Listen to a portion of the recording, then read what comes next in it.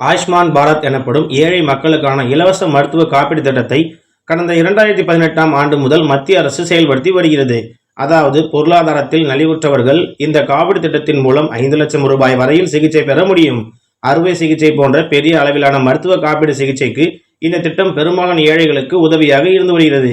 இதற்கிடையே 70 வயதுக்கு மேற்பட்ட மூத்த குடிமக்கள் அரசு மற்றும் தனியார் ஆஸ்பத்திரிகளில் அனைத்து விதமான சிகிச்சைகளையும் இலவசமாக பெறும் வகையில் ஆயுஷ்மான் பாரத் திட்டம் விரிவாக்கம் செய்யப்பட்டது.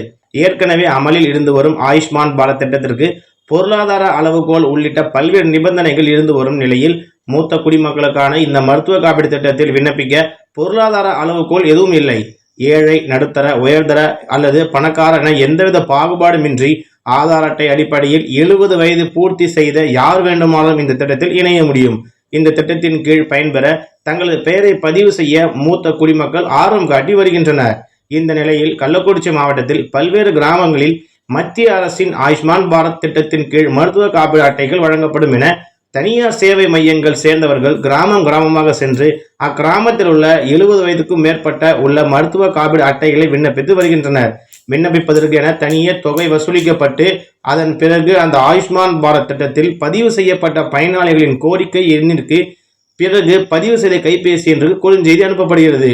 இந்த நிலையில் பதிவு செய்த தனியார் சேவை மையங்களில் இருந்து வந்தவர்கள் ஆயுஷ்மான் பாரத் அட்டை வழங்க 150 முதல் 300 ரூபாய் வரையில் வசூல் செய்கின்றனர்.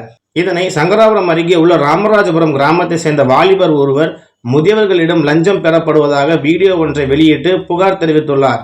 மாவட்ட நிர்வாகம் உடனடியாக தலையிட்டு மத்திய அரசின் திட்டத்தில் பயன்பெறும் மருத்துவ காப்பீடு அட்டைகளை பயனாளிக்கு எளிய வகையில் வழங்க நடவடிக்கை எடுக்க வேண்டும் என கோரிக்கையும் விடுத்து வருகின்றனர்.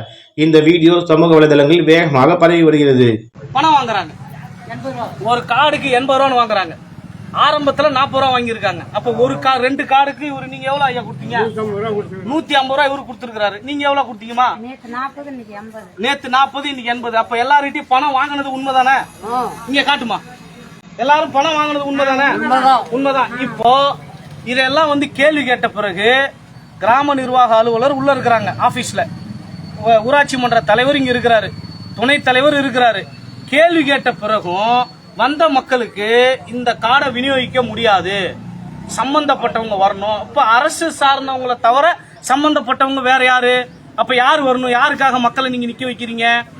இப்ப இதுக்கு இது மக்களுக்கு தெரியணுன்றதுக்காக தான் இந்த வீடியோ பதிவு. இதுக்கு முறைப்படி சட்ட ரீதியா புகார் அளிச்சிருக்கிறோம். இதை பார்க்கக்கூடிய எல்லா கிராமத்திலையும் 1 ரூபா கூட கொடுக்காம தான் நீங்க இந்த கார்டை வாங்கணும். இல்லைன்னு சொன்னா வாங்காதீங்க. அரசாங்கம் உங்களுக்கு இதை போஸ்ட்ல அனுப்பணும். அதுக்கு தான் நாம வரி கட்டுறோம். இந்த கார்டை 1 ரூபா கூட கொடுத்து யாரும் அதிகாரிங்க கிட்ட வாங்காதீங்க, லஞ்சம் கொடுக்காதீங்க. எல்லா மக்களும் இதை எதிர்த்து கேள்வி கேளுங்க. வாயை மூடிக்கிட்டே இருந்தீங்கன்னு சொன்னா எல்லாத்தையும் புடுங்கிட்டு தான் விடுவாங்க. ரேஷன் கடையில இருந்து, அரசாங்கம் கொடுக்குற திட்டத்தில இருந்து எல்லாத்துக்கும் இப்படிதான் பண்ணுவாங்க. அதனால இந்த கார்டு விநியோகம் செய்யப்படுது எல்லா கிராமத்திலையும். யாரும் பணம் கொடுத்து வாங்காதீங்க. உங்களுக்கு விநியோகிக்கிறவங்கள்ட்ட ஐடி கார்டை கேளுங்க. புரியுதுங்களா? மிரட்டுறாங்கன்னா பயப்பட தேவையில்லை. காவல்துறையை அணுகுங்க. அரசு அதிகாரிகள் வரம்பு மீறுறாங்க அப்படின்னு காவல்துறையை அணுகுங்க. நம்மளுடைய உரிமையை கேட்கறதுக்கு பயப்பட வேண்டிய அவசியம் கிடையாது. அவங்க வேலையை செய்யறதுக்கு தான் அரசுல இருக்கிறாங்க. அப்ப அதுக்கு அவங்களுக்கு சம்பளமும் வருது. அப்போ நாம வேலை செஞ்சு சம்பாதிக்கிற காசு அவங்களுக்கு கொடுக்க வேண்டிய அவசியம் கிடையாது. இப்ப யாரும் இனிமே காசு கொடுக்காதீங்க. கார்டு வாங்கினவங்க காசை ரிட்டர்ன் வாங்குங்க. ஏற்கனவே வாங்கின பணத்தை இன்னும் ரிட்டர்ன் பண்ணல. இப்ப இதுக்கு மக்கள் எல்லாம் இங்க ராமராஜபுரம் இதுக்கு கிராம நிர்வாக அலுவலகத்தை காட்டுமா இப்படி